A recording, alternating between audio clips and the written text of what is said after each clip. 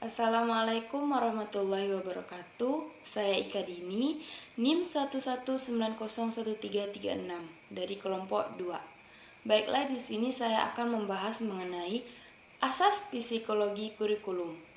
Asas psikologi kurikulum ialah asas pengembangan kurikulum yang didasarkan pada pengembangan jiwa dan perilaku peserta didik melalui tingkat kemampuan peserta didik, motivasi, dan minat peserta didik dalam pelaksanaan kurikulum, sehingga nantinya akan tercapai tujuan yang optimal.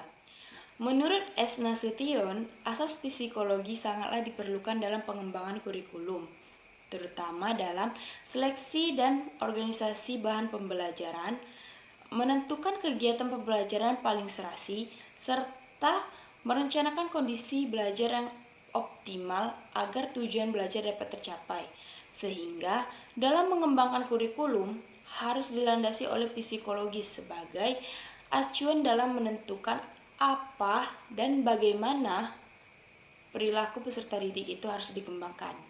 Nah, psikologi yang berkaitan erat dengan pengembangan kurikulum ini dibagi menjadi dua, yaitu yang pertama, psikologi perkembangan, dan yang kedua, psikologi belajar.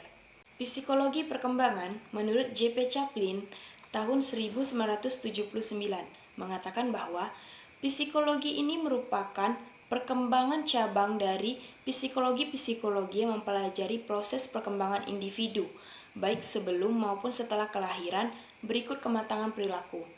Dalam psikologi perkembangan dikaji beberapa hal, yaitu yang pertama tentang hakikat perkembangan, aspek-aspek perkembangan, tugas-tugas perkembangan individu, serta hal lainnya yang berhubungan dengan perkembangan. Dalam psikologi perkembangan diperlukan terutama dalam hal penentuan isi kurikulum yang diberikan atau dipelajari oleh peserta didik, baik itu dalam tingkat kedalaman, keluasan, kelayakan, kesulitan, serta manfaatnya yang disesuaikan dengan tahap dan tugas perkembangan peserta didik. Nah, selanjutnya psikologi belajar.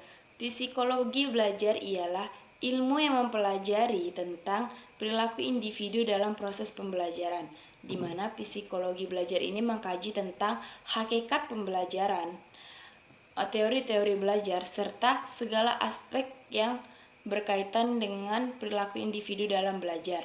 Nah, dalam psikologi belajar itu diklasifikasikan menjadi beberapa bagian. Yang pertama, belajar berdasarkan keseluruhan. Belajar adalah pembentukan kepribadian. Belajar berkat pemahaman. Belajar berdasarkan pengalaman. Belajar merupakan perkembangan, serta belajar adalah proses berkelanjutan. Sekian dari saya. Wassalamualaikum warahmatullahi wabarakatuh.